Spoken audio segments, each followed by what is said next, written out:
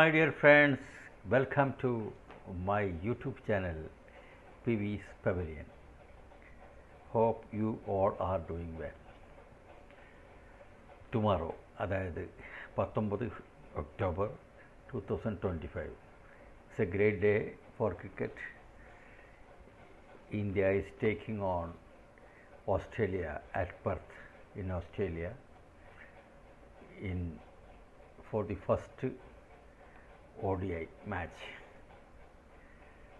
ODI team for the first time under the captaincy of Shubman Gill. Okay. അപ്പോൾ ഒരുപാട് captaincy വിവാദങ്ങളൊക്കെ നടന്നുകൊണ്ടിരിക്കുകയാണ്.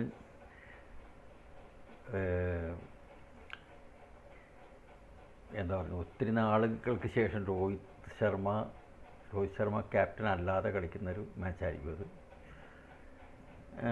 Opening slot തന്നെയാണ് രോഹിത് ശർമ്മയ്ക്ക് കിട്ടാൻ പോകുന്നത്, നോ ഡൗട്ട് അബൌട്ട് ഇറ്റ്. അപ്പോൾ രോഹിത് ശർമ്മ എന്ന് പറഞ്ഞാൽ കുറച്ച് കാലങ്ങളായിട്ട് കളിക്കുന്നൊരു സ്റ്റൈൽ എന്ന് പറഞ്ഞാൽ ഫസ്റ്റ് 4-5 ഓവറിൽ കത്തിക്കയറും. അതായത് പവർ പ്ലേ യൂട്ടിലൈസ് ചെയ്തുകൊണ്ട്, അതായത് ഒരു 10 ഓവർ രോഹിത് ശർമ്മ കളിക്കുകയാണെങ്കിൽ കളിയുടെ ഗതി മാറ്റിമറിക്കുന്ന പണ്ടത്തെ സച്ചിൻ്റെ ഒരുപക്ഷെ അതിനേക്കാളും പ്രഭാവത്തിലാണ് കളിക്കുന്ന ഒരു പ്ലെയറാണ്. Okay, let us see what happens. അതുപോലെ തന്നെ മറ്റൊരു കളി എന്ന് പറഞ്ഞാൽ വിമൻസ് വൺ ഡേ വേൾഡ് കപ്പിൽ ഇന്ത്യ അഗൈൻസ്റ്റ് ഇംഗ്ലണ്ട്.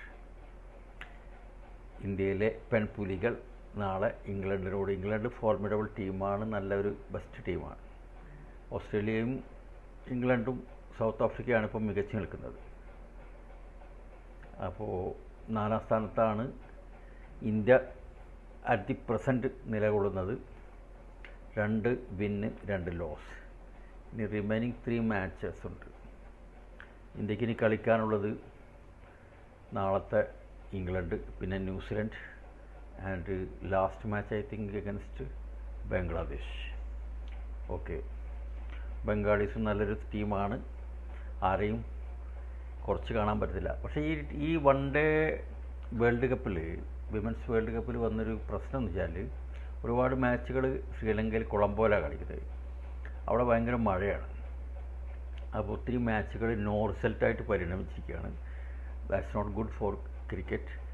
ഒരു ലാസ്റ്റ് മിനിറ്റ് ഫിനിഷും കാര്യങ്ങളൊന്നുമല്ല. അങ്ങനെ ഒരുപാട് ഈ പാകിസ്ഥാൻ ടീമിന് തന്നെ ചുമ്മാ 2 പോയിൻ്റ്, അങ്ങനെ 2 മാച്ച് വാഷ് ഔട്ട് ചെയ്ത് ഓരോ പോയിൻ്റ് വീതം കിട്ടിയിട്ടുണ്ട്. So that it is like that only. One day international മാച്ചുകൾ ഇന്ത്യക്ക് കളിക്കാനുള്ളത് ഓസ്ട്രേലിയ ദിസ് മന്ത് ഒക്ടോബർ 2025, അതായത് 19-നും 23-നും 25-നും 3 വൺ ഡേ ആണ്. അത് കഴിഞ്ഞ് എനിക്ക് തോന്നുന്നു സൗത്ത് ആഫ്രിക്ക ട്രിപ്പുണ്ട്. സൗത്ത് ആഫ്രിക്കയുമായിട്ട് 3 ODI ഉണ്ട്. After that there is a trip, tour against ന്യൂസിലൻഡുമായിട്ടുള്ള കളിയുണ്ട്. ഓക്കെ, അതിനിടയ്ക്ക് ഓസ്ട്രേലിയയിലെ ODI 3 മാച്ചിന് ശേഷം നമ്മൾ T20 ഒരു 5 മാച്ച് അത് കളിക്കുന്നുണ്ട്.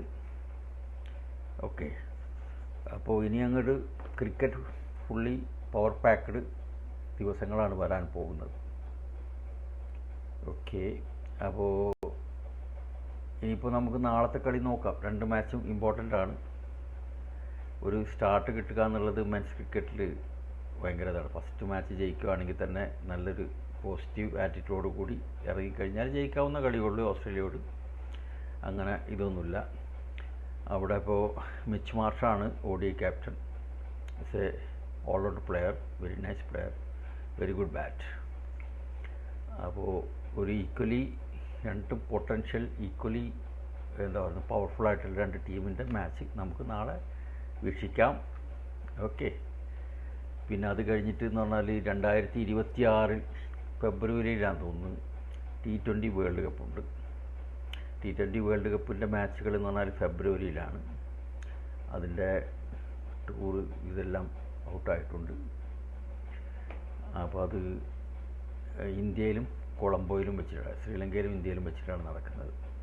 ഓക്കെ, പിന്നെ ODI വേൾഡ് കപ്പ് എന്ന് പറഞ്ഞാൽ 2027 ദർ ഈസ് ടൈം. അപ്പോൾ വിരാട് കോഹ്ലിയും രോഹിത് ശർമ്മയും അതുവരെ കളിക്കുമെന്നാണ് പലരും പ്രഡിക്റ്റ് ചെയ്യുന്നത്. Let us see what happens. അത് നമുക്ക് നോക്കിയിരുന്ന് കാണാം.